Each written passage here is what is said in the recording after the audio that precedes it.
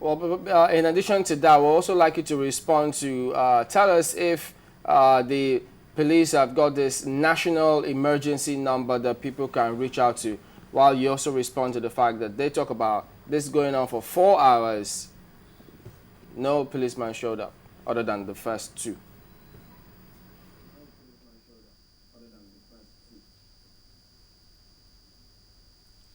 Again, I don't want us to just continue on this endless cycle because, like I've said earlier, it's very easy to make allegations.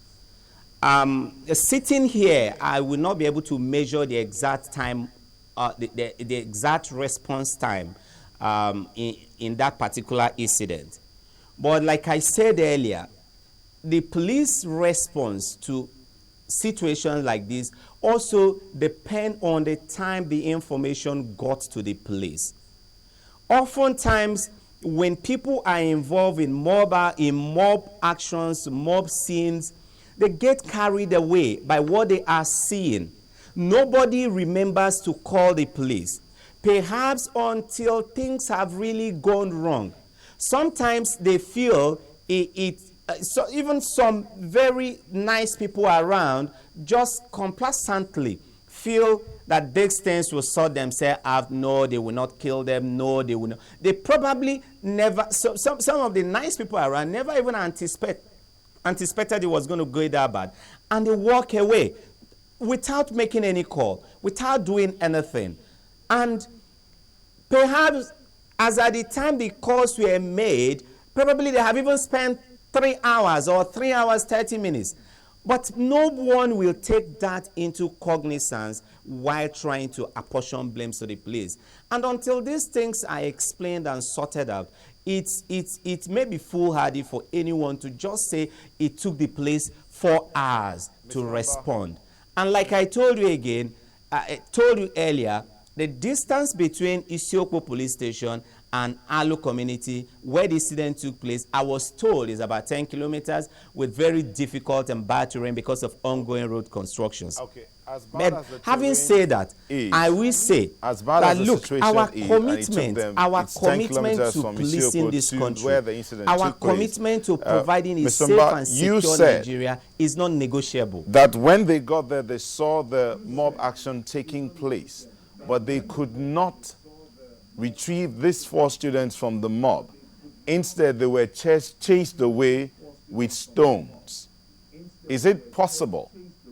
We know that the Nigerian police force moves out and they always have their rifles. Couldn't they have shot sporadically in the air just so that they can retrieve those boys from the mob? But they were chased away with stones. That's what you were quoted as saying. Is that true? That was not what I said. Listen to me and listen carefully. In analyzing the character of mob action, I did tell you there are stages. I did tell you that the ability of any law enforcement agent to respond and rescue a mob victim depends on what stage you arrive at the scene. I did tell you earlier on that if you are lucky and you get information on time and you arrive at the preliminary stage where people are just gathering and issuing out threats, it's very easy for you to take charge of the situation and pull out the suspect or the victims.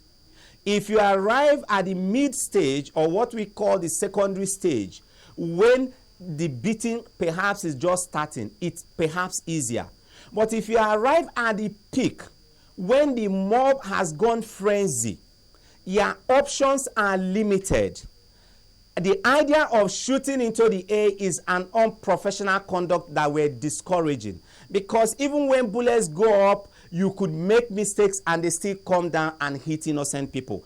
If the team that arrived at that place have used maximum force and probably shot their way through, perhaps we wouldn't be talking of the 4 Aluu. We'll probably be talking about 20 persons shot dead. And perhaps the situation will even be more complicated. I think when you arrive at a scene as police officers are trained people. We don't behave. our assessment of situation is different from the way perhaps a journalist will assess the situation, a farmer, a doctor, a pharmacist, a student, or any other person will assess the situation. Because when you get there and you discover that if you shoot your way through, you probably have collateral damages, you probably even hit persons who are not even participating in the actual act of killing these people. You must exercise sufficient restraint. And that was exactly what happened there. If you arrive at the time the tires are being hung, you arrive at a very bad stage. My brother, the truth is that your options are limited. Except if you have enough information and you were properly briefed that this was a mob action, and you probably left your base with enough tear gas or perhaps a water cannon truck or perhaps rubber bullets and perhaps every other kind of gadgets you need to confront very violent rioters, you probably will be able to dispel them with minimum damage.